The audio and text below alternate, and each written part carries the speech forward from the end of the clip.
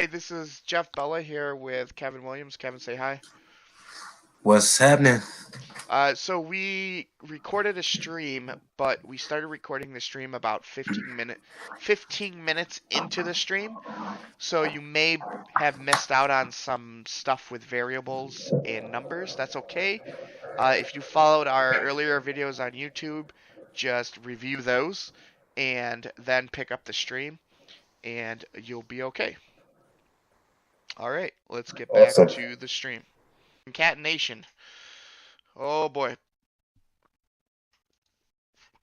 This is just how we put strings together, how we can take variables, put them together into longer messages, how we can join things. Concatenation is the joining. So the plus operator doesn't just add two numbers, it can add two strings. I think most of us should know that by now. In the sample of code, we create two variables that hold strings and concatenate them together, but we noticed that the result was missing a space in between. Let's add a space in between using the concatenation operator. And really, like whenever you write strings into variables, if you know they're going to be used for messages, just put a space on the end of it, right? Put a space at the end and a space at the beginning. And if you do that right here, you will never, ever, ever, ever, ever, very rarely ever have to worry about um, it looking all screwed up and having to put in like actual blank spaces. So let's see what they want us to do down here. So concatenate the strings and save the message. They form into a variable called message. So define message. And then it says now uncommon and print the statement and run your code to see. Okay, so again, comments. They have this method already commented out. And all we're going to do is add the strings together. String 1 plus string 2 plus string 3 plus string 4, run, concatenation. Oh, I'm missing 5 and 6, Dodoi. String 5. Wait, did you say you were making breakfast at like 2:45 p.m.? Unbelievable. Alright, so that's concatenation. Here they give an example that we can write into our Python terminal. So we're gonna define a birthday string equals to I am space quote, right? And then we'll check the variable really quick. This would be your unit test. I misspelled birthday. So unit test pass, right? And then age is equal to 10. Well, in this case, I'll put 32 because I'm old. And then birthday string 2 is equal to space years old today, right? And then I'll unit test. I can't believe we can't autocomplete. Garbage. Why is it in caps? String 3, birthday string 2, dose. Cool. So then we're gonna let's write a new variable, full birthday string is going to be equal to birthday string plus, remember, string age.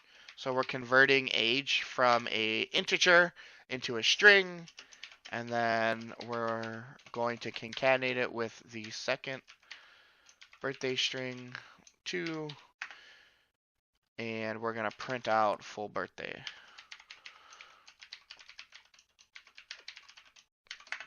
I am 32 years old today. Ta-da! You just wrote a super useless application. Congratulations. Alright, so let's move on to the next one. Plus equals. Okay, Python offers shorthand for updating variables, plus equals symbol.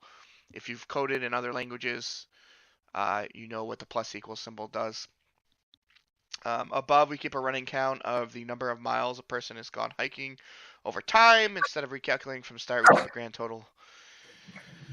Blah, blah, blah, blah, blah, blah, blah. We kind of know. Hike caption. What an amazing. So they're just updating the string. That's interesting. Okay, so let's see what the directions say. We're going to do a little bit of online shopping and find a pair of new sneakers.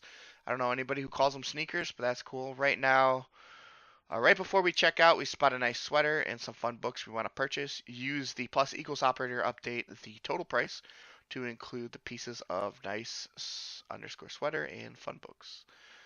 The price also includes the workspaces. New sneakers, nice sweaters. Okay. So new sneakers. I'm going to create a variable called, oh, nice sweater's already there. What's going on here? So the total price plus equals new. Okay. So what they want us to do here is they want us to take the total price, which should now have sneakers stored inside of them, and add in the nice sweater, and then add in the fun books. So fun books plus equals. No, what am I doing? That's wrong. Total price plus equals fun books. And then it says it's going to print out what the total price now is after updating it with these two items here. So I'm going to put a comment here that says updated items to total price. I'm going to run this. And I screwed up something. Where is it? Oh, nice sweater. Where? Nice sweater. Oh, I need to spell. Misspelled. Alright. Total price is 109. Like, really, it should be total price is 109 plus dollars, right? Like, wouldn't you want that? You're, parenthesis. What is this saying? The total price is total price dollars. Unsupported operand type plus colon for float and string. Oh, they used a comma. I see. Yeah, they used. Okay, I know what's going on. Let's see. So let's get rid of this and go back to total price. So what they did was sneaky, right? They wrote a print statement, and what they did is they said they created a list, and the list has two items. The first list is the total price is, and the second item on the list is total price. So when you print it out, it looks like it says the total price is 109, but it's a list with two objects. The first object being a string called that has the value the total price is, and the second object is 109, which is an integer. So it's an interesting way that they did that. All right, so multi-line strings. Python strings are very flexible, but if we try to create a string that occupies multiple lines, we'll have syntax errors. Python offers a solution by using 3 quote marks. So this, if you use other scripting languages, this is just called a literal, a string literal. So let's demonstrate that here in PowerShell. So a string literal would be, so in PowerShell, I would say like my string is going to be equal to at quote. This keeps the formatting of the string to be whatever I want it to be. And then you would end it with an at quote symbol. Yeah, I don't think you can do that. No characters allowed after a hair string before the end of the line. So let's do it in Visual Studio Code real quick. String literals. File, new file. File, save as. I'm going to create a file called container1.ps1, and then I'm going to write it here. So I'm going to say my string is equal to a string literal if I type this like this, it will keep its formatting when I print out this string, right? So what we'll do is we'll pretend we're developers and we'll make it look like this. And then we'll write host my, so this is a different computer language, but what I'm doing is I'm running it to show you that in Python, we have something called a literal or a multi-line string, which we have in other languages, which can keep the formatting of the string that you put in it. So if I were to write the same string, my string is equal to, let's copy this whole thing. Right, enter. And tab. And then we reprint out.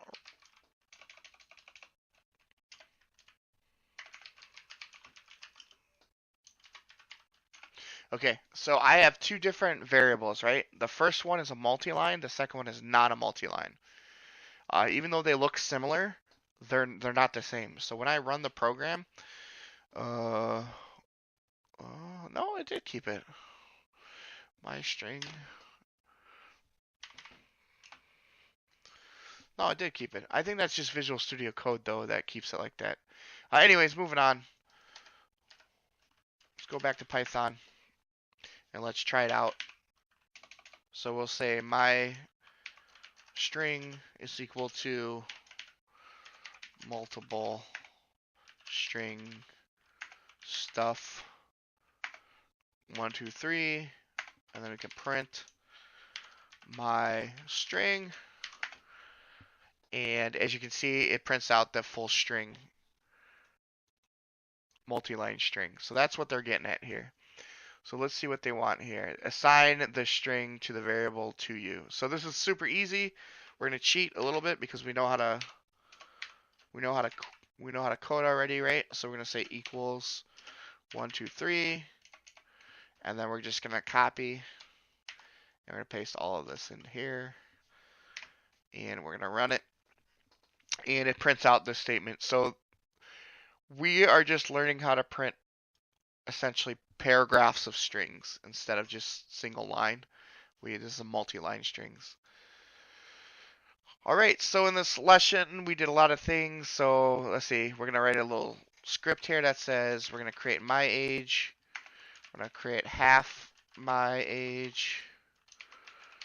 We're gonna create greeting, name, and greeting with name. Okay, so it says assign values to each of your knowledge of division and concatenate. So my age is equal to, we'll say 32. I'm going to say half my age is going to be equal to my age divided by 2. Greeting is going to be equal to hello there. Name is going to be equal to Jeff Bella. And then greeting with name is going to be equal to greeting plus hello there. My name is plus name plus space I am space plus my age plus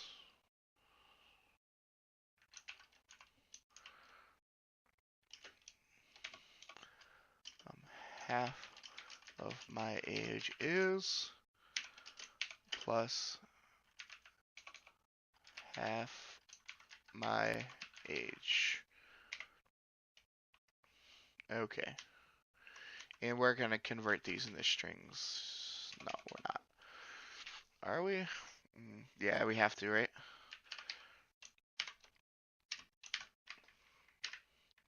Age has to be converted into a string.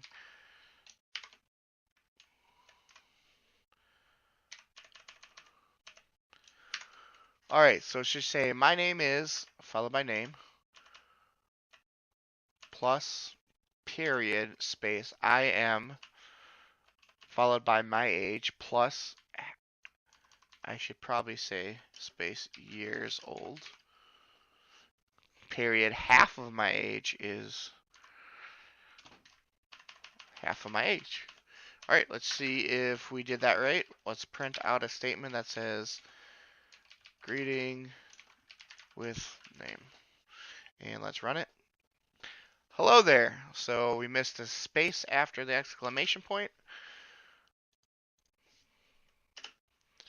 My name is Jeff Bella. I'm 32 years old. Half of my age is 16.0. Oh, so I wonder if there's a way we can convert this into integer, right? So 16.0 looks terrible. So I wonder if we can just say, like, half my age is equal to int half my age. Let's see, let's run that. Let's see what happens. Yeah. So that trims it and puts it back to 16. So I wonder if we can do that inside of this statement. I wonder if we can say half of my age. We can substring it and we can put int inside of this string and convert it to an integer first. I don't know. Let's comment this out and see. And run it. It does. So what we did was we converted. That's interesting. So while you're using your print statement, you can convert it first to an integer to round the number from 16.0 to 16, and then convert it into a string after you've done that to get the flat 16 number out of it. So that's interesting. So let's go ahead and do a quiz. What is the difference between a float and an int? I'll give you a second. So the first one, a float can only be used with whole numbers, and int can only be any number with a decimal point. That's completely false. A float contains text information, and int is any number. Once again, false. A float represents decimal quantities, and int represents whole numbers. This is true. Next question. Which of the following defined variables is a string? Obviously, cool variable number 3, because it's between quotes, and strings require quotes. All right, you want to do the next one, Kevin? Sure. What happens when running the following code? Have a message equal to what a cool message? Well, doesn't seem to be a string. It's missing the quotations. Yep. Print message. So I'm gonna say Python throws a syntax error because the string is not surrounded by quotes. Yep. All right, next one. What is the value of total cost that gets printed? You got one total cost equals 5. The next total cost is equal. Wait, okay. So let me zoom in. Oh, okay. It's the plus equal. It's the plus equal. Yep. Yeah. Okay. Cool. To 10. Well, because the variable, there are two variables with the same name. And then you print total cost. It's gonna equal 15. Yep. And that's because the plus equals it's just adding the number to what's currently there. Okay, let me do the next one. How does one define a multi-line string in Python? We know that it's 3 single quotes, right? Well, I guess you could do double quotes too. Judging, I thought it was single quotes. It looks like double quotes is the winner. And what is the output of the following code? Cool number is equal to 12 plus 30, cool number times 5, print cool number. So cool number would be 42, and then cool, they try to trick you. So they didn't reassign cool number back into the variable. So cool number times 5 doesn't matter. All we're looking at is this number here, which is 42. They're trying to be sneaky. I see what they did. All right, do the next one. Oh, it's your favorite. It's modulo. Modulo. All right, modulo variable is equal to, it's assigned 14 remainder 4. All right, so 14 divided by 4. Yeah, what you're going to get for a 12, can't go into 12, so 3 remainder is a remainder of 2. 14, 4 goes into 14 3 times equals 12. 4 times 3 is 12, remainder 2. Your final answer? Yeah. Good job. All right, do the next one. How do you combine 2 strings? Well, I think we went over this, right? The concatenation to combine 2 strings, and to concatenate, you need the plus sign. So I'm going to go with the third option. Yeah, that's correct. Concatenation. Don't get tripped up by this other stuff you see here. Oddly enough, that other stuff is available in like JavaScript, has a concatenate method. Okay, so what character begins a comment in Python? Not just Python, but most scripting languages, it's the hashtag symbol. Yeah. And which function outputs text to the terminal? For Python specifically, it's print.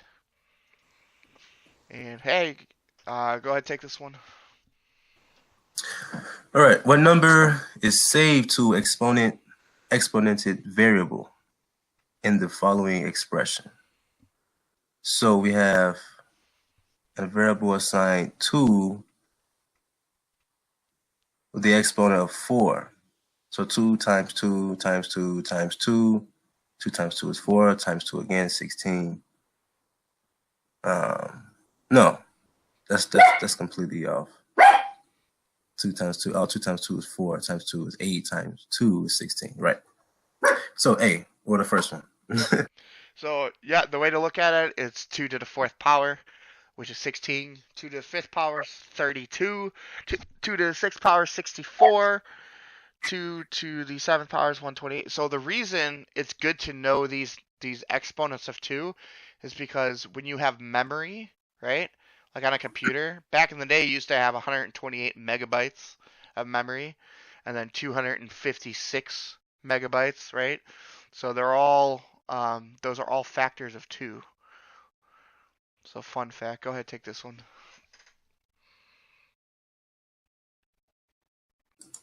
Awesome. What is Python's syntax for creating a variable and setting it equal to the number 10? So when you create a variable,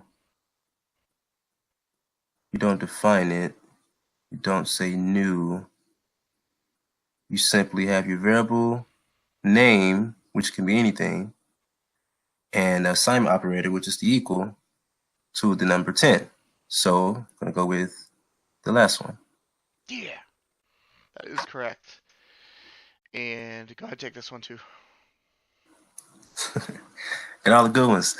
Which of the following will produce a syntax error? So the first one saying we have a variable assigned to is this an error? Without any quotes. The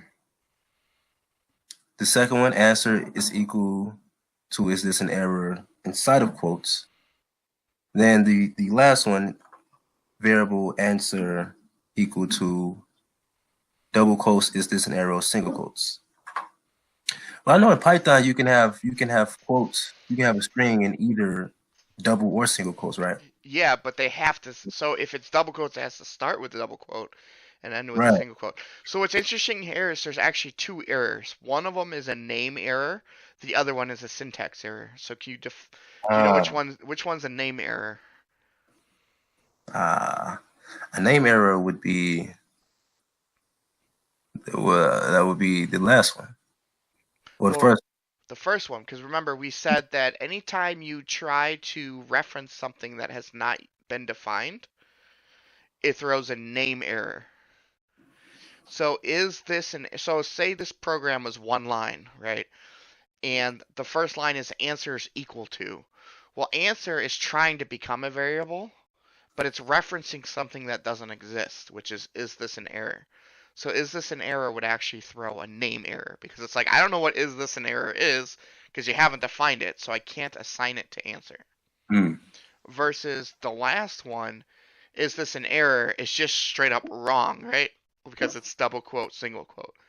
It either can be single quote, or double quote, but it can never be double quote, single quote, or single quote, double quote. It has to be surrounded by the same quote. Cool. Remember, yesterday we said it doesn't matter which one you use, just be consistent. So to clarify, the first one is a name error. That's The correct. third one is the syntax error. Syntax error. So think of syntax error is we screwed up something. We missed a parenthesis. We put a tab, like we wrote a function wrong. We just did something that was wrong against the language. Whereas a naming error is the program can't find the reference to what you're trying to use. Damn right, 100%. You dang right. And then you'll switch it up. Oh, here we go. I'm gonna create an application. It says create purchasing information and receipts for lovely love seats. Keep the receipts for your lovely love seats. Programming is a treat with this sweet. Okay, so they're just doing like a poem. Okay, that's enough of that. So we are going to create a purchasing information and receipts for lovely seats. Jesus Christ. Let's see. In this project, we will be storing the names and prices of furniture, stores, catalogs, and the variables. You will then process the total item in the list of customers, printing them out to the terminal. Please note, projects do not run tests against your code. This experience is more to open your interpretation and gives you the freedom to explore. Ooh. Okay. Okay. So we're just gonna go straight into the task. So it says, let's add our first item, the lovely love seat, that is the store's namesake. Create a variable called lovely love seat. So the first thing I'm going to do is create a header for my zone called variables. Okay, and then I'm going to start creating variables. It says lovely love seat description and assign it the following string. So when we assign this string, Kevin, what are we going to use? We're going to use a single line string or a multi-line string? You can use a single line string. You could. I am going to use multi-line. 1, 2, 3. Enter. Just to keep the formatting the same. So, okay, great. Now let's create a price for the love seat. Okay, so now we have to create a price and create a variable called lovely love seat price and set it equal to 254.00, which is a float. Cool. Next, let's extend, so we did that already. Let's extend our inventory with another characteristic piece of furniture. So we're going to create another, okay, so how should we organize this? Should we organize this, keep lovely love seats description and price together, or do you think we should put all the descriptions together in a chunk and then separate it out and put all the prices into their own separate chunk? And what I mean by that is like we create another region here called prices and we put all like the variables with prices, or should we just keep the lovely love seat information together? Which way do you want to do it? We should break it up in chunks. Okay, so then we'll change this to description, and then we're gonna put another region here called prices, and then we're gonna create this other variable here, which is the stylish. I don't. What is that? A SETI? SETI? I don't know what that is. Description. And then I'm gonna copy the description, and I'm gonna print the description here. And then let's go ahead, and we know we're gonna have to make a price for that. So stylish SETI. And remember, like when you're coding together, it doesn't matter. Like, right? We could have put the price and the description together. It doesn't matter. What matters is what your team decides on, right? Like if your team says, okay, it's easier for us as a team to be unified, and we're gonna regionalize it, our variables this way. We're gonna separate prices into one list and descriptions into another list. That's perfectly fine. You just have to make sure your team is on board and everybody's unified with how you do it. That's more important than it being right or wrong. There's no right or wrong here.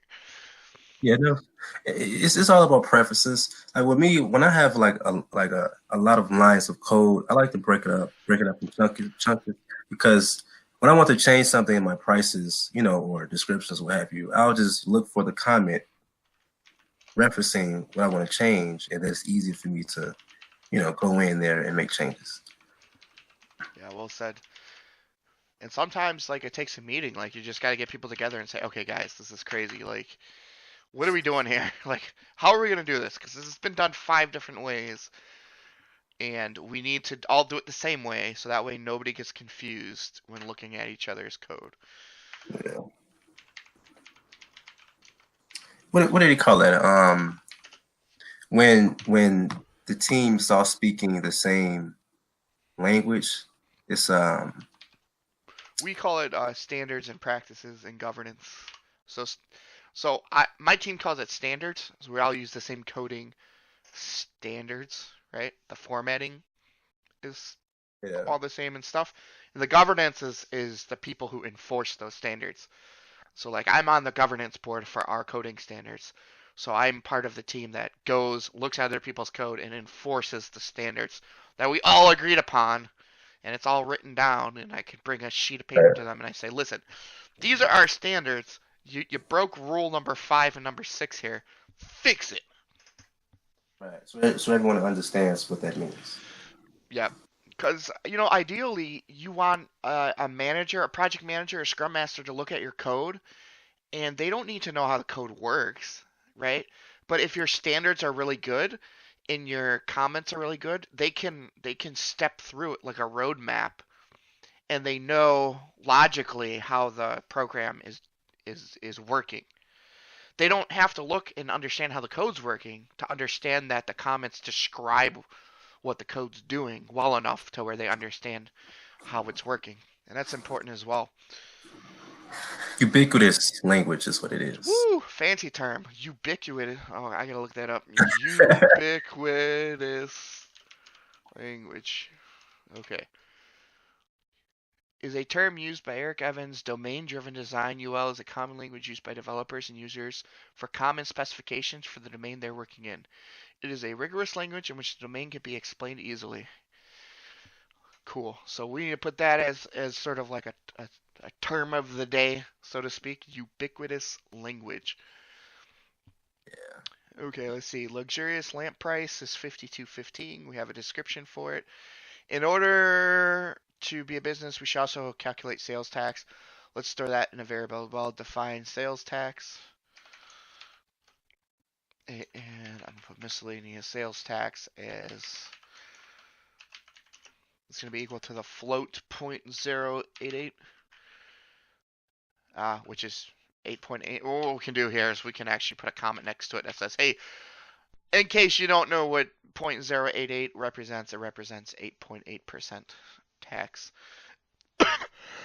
Oh my goodness. Alright, so we went ahead, we completed these tasks.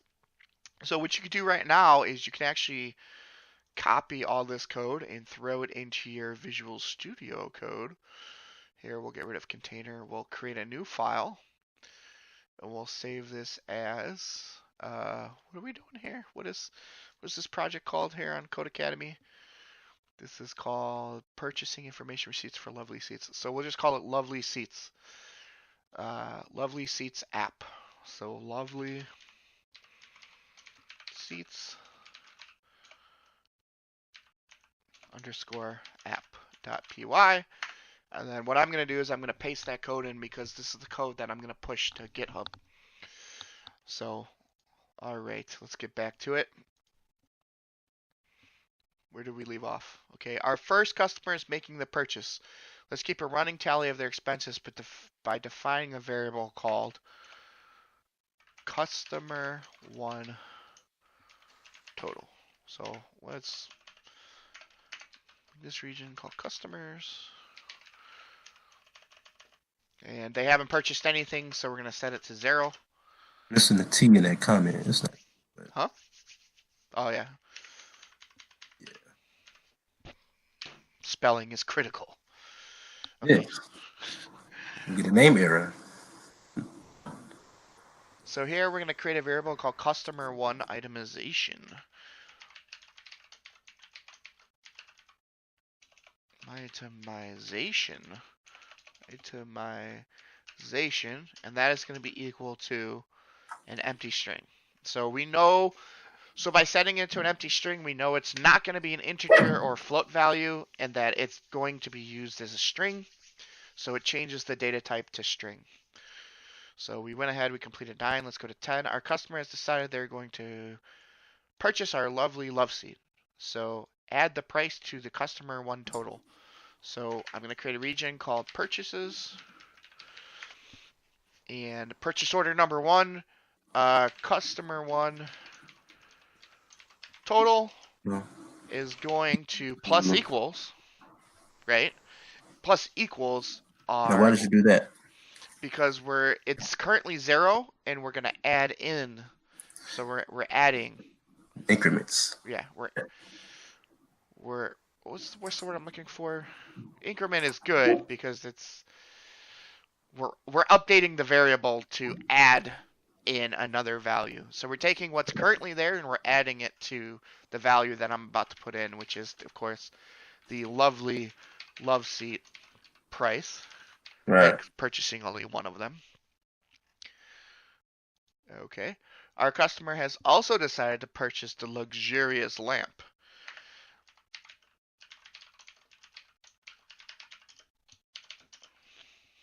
The luxurious lamp price. Okay. They're ready to check out. Let's begin by calculating the sales tax. So we're going to create a variable called customer1 sales tax. So customer1 total, I'm going to put it under here. Customer1 total. Oh, you know what? We'll put this as, we'll put it down here. Customer1 total, okay, times whatever the sales tax is.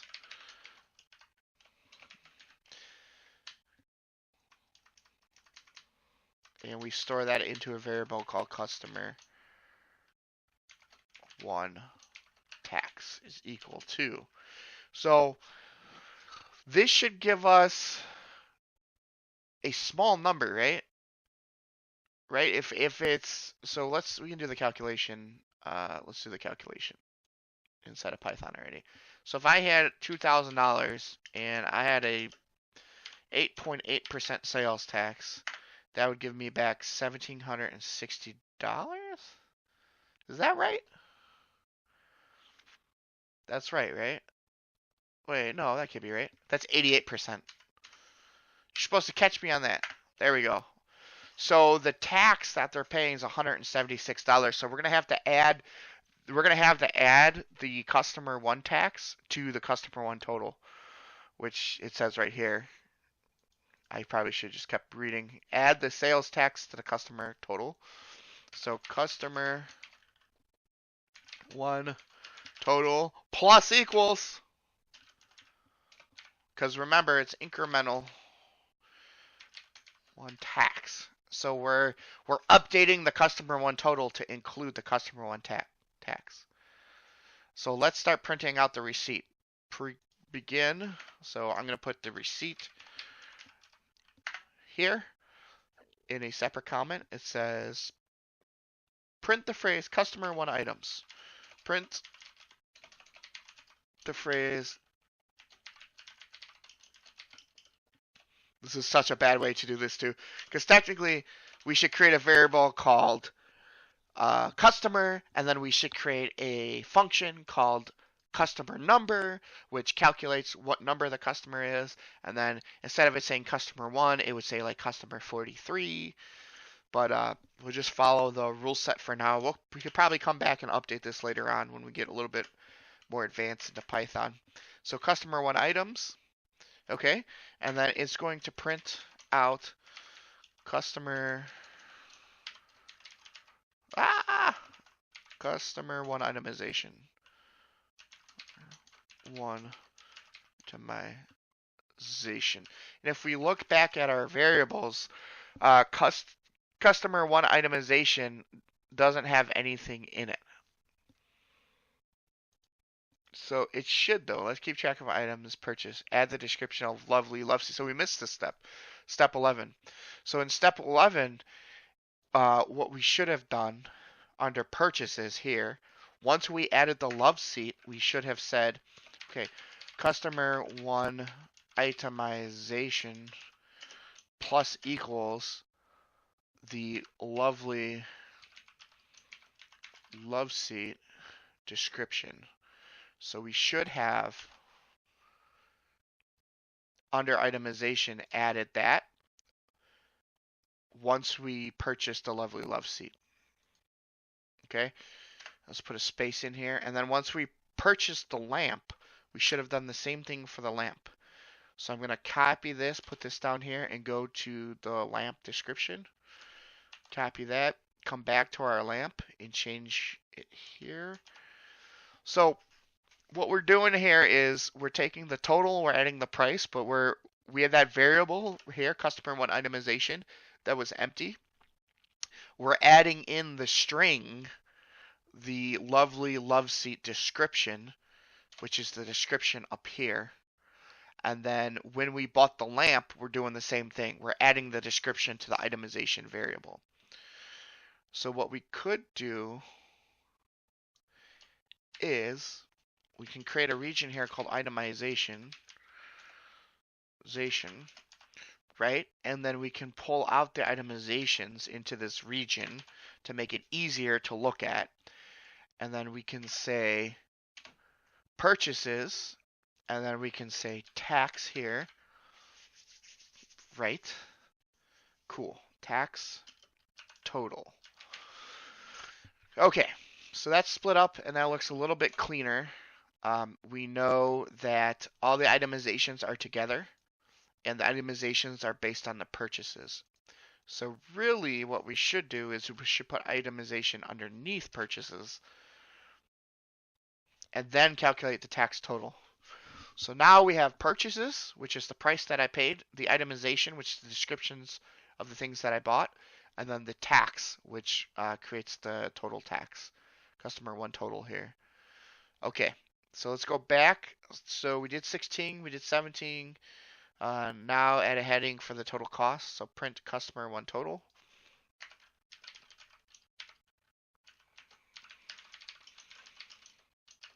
Total. Okay. Now print out their total. So print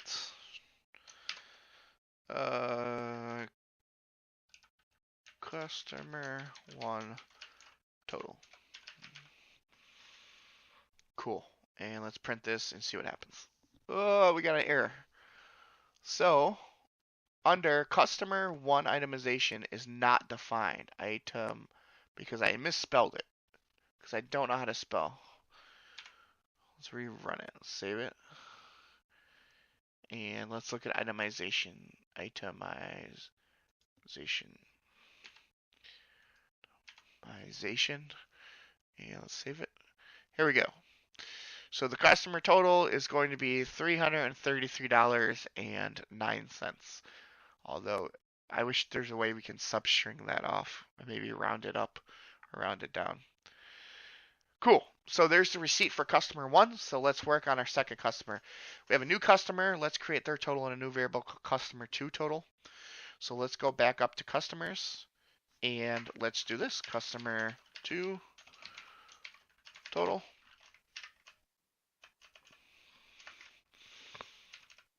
And customer two itemization. I can't spell, dude. It's like the worst thing ever. So we know that totals are going to be 0. And do you see anything wrong with my code? Like as far as the structure of it so far? Does it look readable? Customer 2 itemization. Would you do anything different? No, it looks good. Okay, customer 2 itemization. So we did this. Begin their itemization with a new variable called, we already did that. So they are going to purchase our stylish settee. So under purchases, create a second block called customer 2 total plus equals the price for the stylish settee price, and then add the description to the itemization. So under itemizations, I'm going to go to, it's too much spaces. Nope, that's right. Customer 2 itemization, itemization to whatever the stylish settee. God, that's such a weird word. It's 2 E's. Yeah, stylish settee description. Let's go back here. Yeah, 2 E's. Cool. Okay, so we did this. We did this. Customer 2 has also decided to purchase our luxurious lamp, our best selling item. Okay, so they want the lamp. So I'm going to steal that and just change 1 to 2. And I'm going to do the same thing under here. Remember, you want to type as little as possible. So they purchased the lamp, so we're adding the lamp to the description. So it looks like our customer is ready to check out. So we have to do the same thing for customer 2. Customer 2 tax is equal to customer 2 total times sales tax. And then customer 2 total plus equals to customer 2 tax. Ooh! God, that looks like it's so confusing. But like as you're like if you're typing it, you understand what's going on. You're just gonna copy this down here. So this is a good time to sort of point out that obviously this would be a function because we're repeating code. Obviously this would be a function because we're repeating code. Obviously this would be a function because we're repeating code. Anytime you repeat code, it's going to be a function. Now we haven't gotten into functions, which is why we haven't created these as functions. But keep that in mind that these are supposed to be functions. Okay, so then let us print out the receipt. So for the receipt, I'm going to copy everything from customer 1, and where it says 1, I'm just going to change it to 2.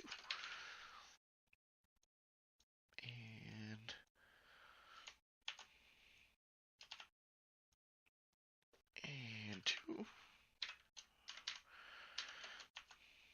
Easy peasy. So we're going to save it and see if we get any errors. So customer 1, actually, you know what I'm going to do? I'm going to print out a statement that's a quote with a bunch of hashtags in it, and that will serve as like a line break between customers, right? And so what we'll do is we'll print out an empty space here, which will create a line, and then underneath here we're going to print out. And again, this would be a function, but whatever. And we're gonna rerun this, and oh, I could put triple quotes. Yep, I did. Save this, and I forgot a quote. Oh, I deleted it. Why does it do that? Okay, so I put a line break in there so we can easily see the difference between customer 1 and customer 2.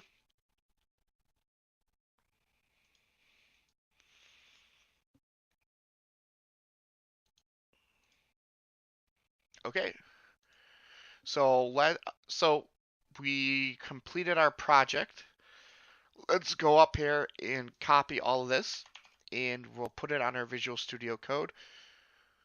And let's see.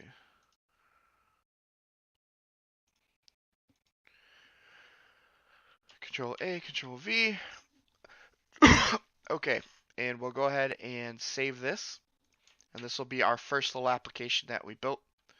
Over here, let's clear the screen and let's rerun the code, make sure it runs. And there we go. So there's our first little pseudo application.